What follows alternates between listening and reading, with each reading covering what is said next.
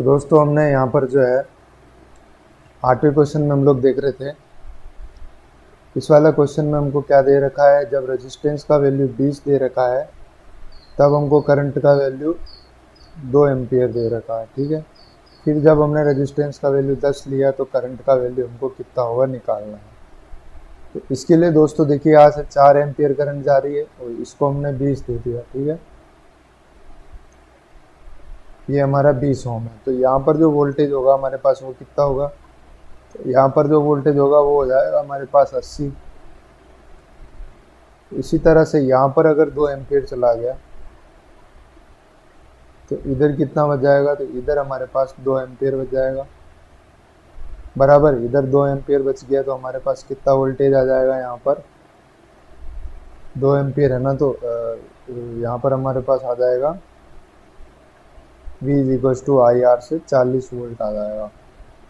अब जो हमारा दूसरा कंडीशन है, ये तो हमने पहले कंडीशन से कुछ कंडीशंस निकाल ली। दूसरे में हमारे पास रेजिस्टेंस 10 है, करंट निकालनी। तो क्या होगा, ये रेजिस्टेंस चेंज होगा लेकिन ये जो वोल्टेज है ये चेंज नहीं होगा ऐसे क्वेश्चन में। तो ये जो वोल्टेज है ये 40 वोल्ट ही रहेगा। अब ये 40 वोल्ट ही रहेगा, 40 वोल्ट ही रहेगा तो यहाँ पर 2 एम्पियर की करंट ही रहेगी। 2 एम्पियर की करंट रहेगी। जब यहाँ पर 4 एम्पियर आ रही है, यहाँ पर 2 एम्पियर जा रही थी, यहाँ पर भी कितनी जाएगी, 2 एम्पियर ही जाएगी। इसलिए हमारा आंसर बी सही होगा यहाँ पर। तो अगले क्वेश्चन में चलते हैं इसके साथ।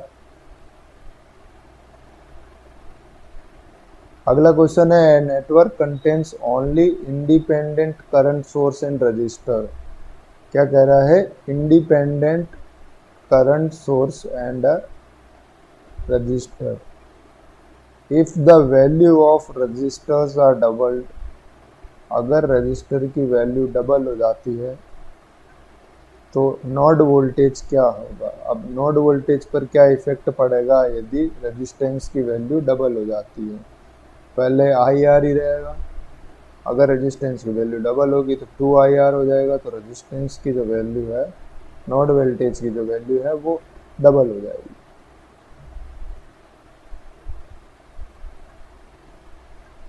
अगले क्वेश्चन में चलते हैं दोस्तों। तो यहाँ पर दे रखा है, in the below circuit V1 is 40 and जब R की वैल्यू 10 ओम है, R की वैल्यू यदि 0 अज्यूम कर ली जाए तो V2 की वैल्यू क्या होगी।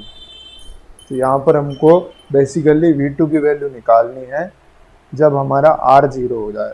R 0 हो जाएगा मतलब क्या होगा, इसको अगर हम लोग ओपन भी कर दे तो भी हमको कोई दिक्कत नहीं। जब हम लोग R की वैल्यू 0 हो जाएगी तो ये R यहाँ से हट जाएगा। अब जब ये R यहाँ से पूरी तरह से हट गया तो इस और इस सर्किट का कुछ लेना देना नहीं, हमको V2 निकालना है। तो V2 हम लोग कैसे निकाल सकते हैं, V2 निकालने के लिए यहाँ पर हम लोग इसका सोर्स ट्रांसफॉर्मेशन करके और V2 कुछ तरीके से V2 हम लोग निकाल लेंगे। ठीक है, तो आइए इसको देखते हैं। तो ये सर्किट पूरा हमारा अलग हो जाएगा। तो ये जाएगा 20 ओम, ये जाएगा हमारा 10 ओम, ये 20 ओम और उसके पैरेलल में 5 एम्पियर। ये 20 ओम, ये उसके पैरेलल, ये उसके साथ में हमारा 5 एम्पियर हो जाएगा। तो हमको चाहिए केवल इस वोल्टेज V2 का वैल्यू। ठीक है, तो इस V2 का वैल्यू चाहिए तो इसको मैं चेंज कर देता हूँ सोर्स ट्रांसफॉर्मेशन से। तो ये V2 ऐसा का ऐसा ही, ये रेजिस्टेंस 20 ऐसा का ऐसा ही, 10 ओम ऐसा का ऐसा ही, ये 20 जो है ये सीरीज में आ जाएगा। यहाँ पर वोल्टेज सोर्स बन जाएगा। ये वोल्टेज सोर्स कितना हो जाएगा, ये वोल्टेज सोर्स हो जाएगा V = IR। तो I कितना है, 5 एम्पियर ये है। तो ये 20 पंजे 100 वोल्ट हो जाएगा। अभी 100 वोल्ट हो जाएगा तो इसमें हम लोग करंट निकाल लेंगे, फिर उसके ऊपर से ड्रॉप आएगा वो V2 हो जाएगा। हम लोग करंट निकालेंगे 100 डिवाइड बाय 20 20 40 और 1 50। तो ये आ जाएगा 2 एम्पियर, ये आ जाएगा 2 एम्पियर। I2 2 एम्पियर आ गया तो 2 × 20 कर देंगे तो हमारा आ गया 40 वोल्ट, क्योंकि हमारा आंसर होगा। तो इसमें बस इसको ओपन किया तो बस ये वाला सर्किट हमारा बच गया, और इस वाले सर्किट को बस सॉल्व कर लेना है और हमारा आंसर आ जाएगा। अगेन देखिए दोस्तों, ये क्वेश्चन जो है कुछ वैसा ही क्वेश्चन दिया हुआ है हमको।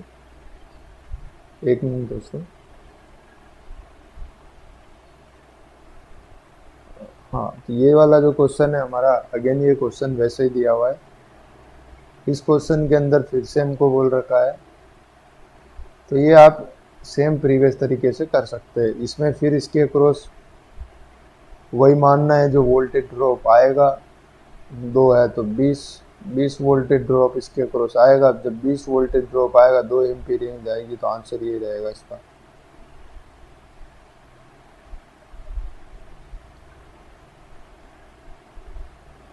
फिर चलते हैं, तो अगला जो है हमारा थ्योरेटिकल क्वेश्चन दे रखा है, IACC 2005 का क्वेश्चन है, जहाँ पर पूछ रहा है consider the following property of a network की फॉलोइंग प्रॉपर्टी कंसिडर करके बताओ कौन सा नेटवर्क है।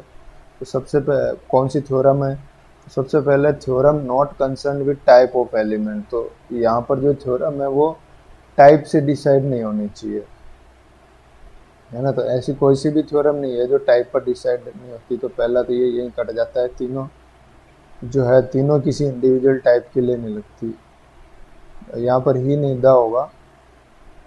तो the theorem is only based on the 2 Kirchhoff's law, दोनों किरचॉफ लॉ पे काम करती हो, और the reference direction of the branch voltage and current are arbitrary except they have to satisfy Kirchhoff law. कैसे भी ले सकते, कोई फर्क नहीं पड़ता। तो जो ये तीनों स्टेटमेंट है उसको हमारी टेलीगेंस थ्योरम जो है वो पूरी तरह से सेटिस्फाई करती है। तो हमारा आंसर होगा टेलीगेंस थ्योरम। आइए आगे चलते हैं। आगे का जो क्वेश्चन है दोस्तों काफ़ी अच्छा है। इसमें जो है हमको बस इसके अक्रॉस, कैपेसिटर के अक्रॉस जो है हमको वोल्टेज की वैल्यू निकालनी है। तो कैपेसिटर के अक्रॉस जो VC की वैल्यू होगी वो निकाल के हम लोग बोल देंगे कि एक्सप्रेशन क्या होगा वोल्टेज का, V का एक्सप्रेशन निकालना है। तो V यहाँ पे हमें निकालना है, तो हम वापस यहाँ पर नोडल लगा सकते हैं, नोडल लगाकर भी इसको कर सकते हैं, कोई दिक्कत नहीं है यहाँ पर। तो ये आप खुद ट्राई कीजिएगा, वैसे ये आसानी से नोडल से हो सकता है, इसमें कुछ नहीं करना। बस यहाँ पर भी मान लो, इसको ग्राउंड कर दो। इसके बाद में जब इसमें हम लोग KCL लगा देंगे, तो यहाँ पर कैपेसिटर के अक्रॉस करंट मानेंगे CdVC/dt, और बस फिर उसको अरेंज कर देंगे। तो इसको अरेंज करने के बाद इस फॉर्म में आ जाएगा, तो ये हमारा आंसर हो जाएगा। आगे चलते हैं। आगे अगेन हमको स्टेटमेंट बेस्ड क्वेश्चन दिया हुआ है, which of the following theorems can be applied to any. ध्यान दीजिएगा इस स्टेटमेंट में क्या कह रहा है, कौन सी थ्योरम जो है वो अप्लाइड हो सकती है किसी भी नेटवर्क जो कि linear, non linear, active, passive, time variant, invariant है। तो ये सब तो लीनियर के लिए लगती है, नॉन लीनियर के लिए केवल ये लगेगी। तो आंसर ये हो जाएगा टेलीगेंस थ्योरम।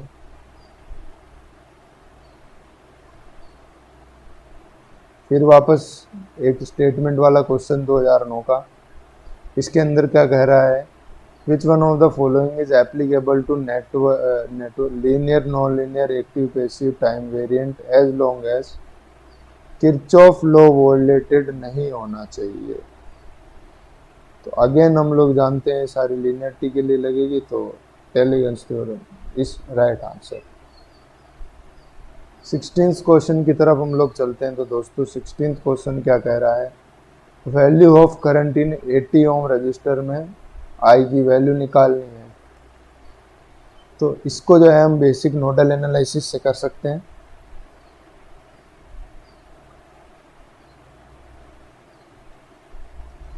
हम चाहे तो नोडल ना भी लगाए तो भी इसको कर सकते हैं। तो इसके 2 तरीके हैं, हम लोग देखेंगे दोनों तरीके। करंट का वैल्यू निकालना है यहाँ पर, है ना। तो पहला तरीका देखते हैं जिसमें नोडल नहीं लगा रहा हूँ मैं, या आप चाहे तो नोडल लगा सकते हैं।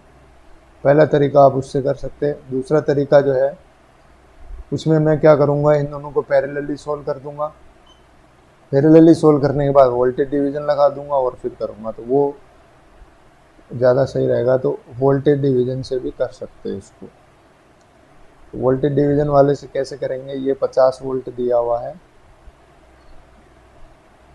ये 4 ओम का रजिस्टर है, इन दोनों को पैरेलली सोल्व करेंगे तो ये हो जाएगा हमारा 80 इंटू 20/100, है ना। तो ये हो जाएगा हमारे पास 16/100, ये कट जाएगा तो 16। यहाँ पर हमारे पास करंट निकालना है, करंट इसमें निकालना है। वोल्टेज डिवीजन से वोल्टेज निकाल के टोटल करंट निकाल लो, या फिर करंट डिवीजन से भी निकाल सकते हैं, है ना। तो जो आपकी मर्जी हो उससे कर सकते हैं। तो यहाँ पर हम लोग टोटल करंट निकाल लेते हैं, फिर करंट डिवीजन लगा लेंगे। तो ये जो सोच है ये आपके अंदर खुद बननी चाहिए कि कैसे सिंपल हम लोग कर सकते हैं। तो वो कब आएगा, जब हम लोग क्वेश्चन अच्छे से प्रैक्टिस कर लेंगे उसके बाद। तो यहाँ पर 50 वोल्ट बटा 20, तो 2.5 एम्पियर की मेरी करंट आ रही होगी। अब मुझे यहाँ पर IX करंट चाहिए, तो मैं लगा देता हूँ करंट डिवीज़न, मैं लगा देता हूँ यहाँ पर current division rule, current division rule मैं यहाँ पे लगा देता हूँ। तो करंट डिवीज़न से क्या हो जाएगा, IX निकालना है, कैसे निकालेंगे, IX निकालने के लिए टोटल करंट, उसके सामने वाला रेजिस्टेंस, टोटल रेजिस्टेंस। तो टोटल करंट मेरे पास है 2.5 एम्पियर की, 20/100 हो रहा है इनका, 20/100 कट जाएगा 5 बार, तो 2.5/5 आएगा। इसको मैं कैलकुलेटर से सोल्व कर लेता हूँ, तो इसके बाद में मेरे पास आंसर आ जाएगा 0.5। कैलकुलेटर के बिना भी हो सकता है, ये पॉइंट हटा, 25 से कम 25, 25 दूनी 50, आंसर आ जाए मेरे पास 0.5 एम्पियर। अगले क्वेश्चन की तरफ चलते हैं हम लोग। तो अगला क्वेश्चन क्या कह रहा है, अगला क्वेश्चन कह रहा है in the circuit shown below current I is. ऐसा का ऐसा क्वेश्चन हमने पहले भी देखा था, तो उसी तरीके से इसको आप कर सकते हैं। इसमें हमको क्या करना होगा, अगेन ये देखो, ये दोनों सोर्स कन्वर्जन से फिर करंट निकल ही जाएगी। तो इसको मैं बता देता हूँ आपको शॉर्ट में। तो ये एक वोल्टेज और रेजिस्टेंस की फॉर्म में बन जाएगा ऐसे, रेजिस्टेंस 4 ओम का आ जाएगा, वोल्टेज आ जाएगी 5 चौक 20, है ना, 5 चौक 20, ठीक है। 4 ओम सीरीज में, 28 ओम ये आ गया। 28 ओम के बाद इसको सोल्व कर लेंगे। तो अब इसका पोलैरिटी पे ध्यान देना है, पोलैरिटी उल्टा है, उसी में गलती हो सकती है हमारी, बाकी तो कहीं गलती नहीं हो सकती हमारी। तो यहाँ पर हो जाएगा 8 पंजे 40, तो 20 + 40 हमारा हो जाएगा 60। 60 बटा ये हो जाएगा 32, 32 और ये हो जाएगा 40, है ना। 32 और 8 40, ठीक है। 2 दूनी 4, 2 3 अच्छे, आंसर आ जाएगा 1.5। आंसर आ गया मेरा 1.5। चलिए आगे चलते हैं। हाँ, ये वाला क्वेश्चन, इस वाले क्वेश्चन में बस हमको क्या करना है, इसके अंदर एक बार घूम जाओ KVL और हो जाएगा हमारा काम। तो इसके अंदर जब हम KVL घूम जाएंगे तो हमारा काम हो जाएगा 9 वोल्ट -9 वोल्ट + 2I, 3 × I/3, ये जाएगा = 0, कट गया।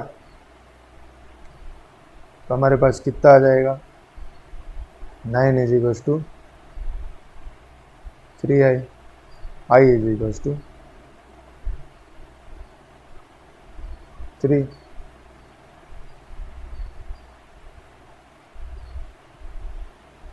रुको, हमने इसमें कुछ गड़बड़ी किया है। हाँ नहीं सही है। टोटल I हमारा कितना आ गया, 3। तो इसके अंदर कितना जाएगा, I/3। इसके अंदर हमारा 1 एम्पियर जा रहा होगा। अब इसके अंदर 1 एम्पियर जा रहा हो तो V × I से जो है हमारा 3 ओम के अक्रॉस आ जाएगा 3 वोल्ट। सही है। चलिए आगे अगले क्वेश्चन में चलते हैं।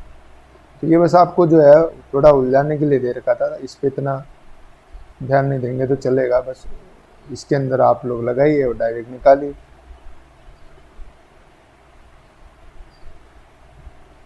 तो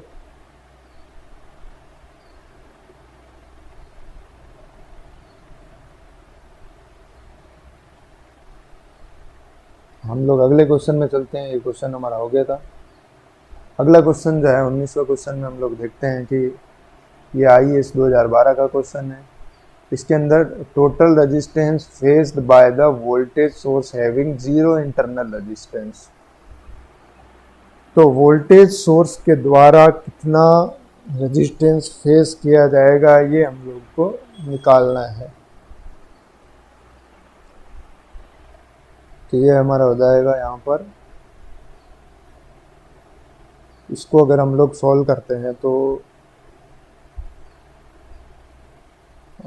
इसको total resistance faced by voltage source having zero internal resistance, इसका इंटरनल रेजिस्टेंस जीरो है, ठीक है। तो यहाँ पर इन दोनों को हम लोग पैरेलल सोल्व करके निकाल लेंगे तो 50/15 हो जाएगा इसका आंसर, है ना। शायद इसमें से कोई मैच नहीं करेगा मेरे हिसाब से, है ना। तो इसका 50/15 हो जाएगा आंसर। फिर अगला जो क्वेश्चन है, ये क्वेश्चन काफ़ी अच्छा है। इसमें दे रखा है कि दो इलेक्ट्रिकल सब नेटवर्क से N1 एंड N2 जो कि कनेक्टेड है थ्रू 3 रजिस्टर के द्वारा। The voltage across 5 ohm resistor and 1 ohm resistor are 10 volt and 5 volt दिया हुआ है, ठीक है।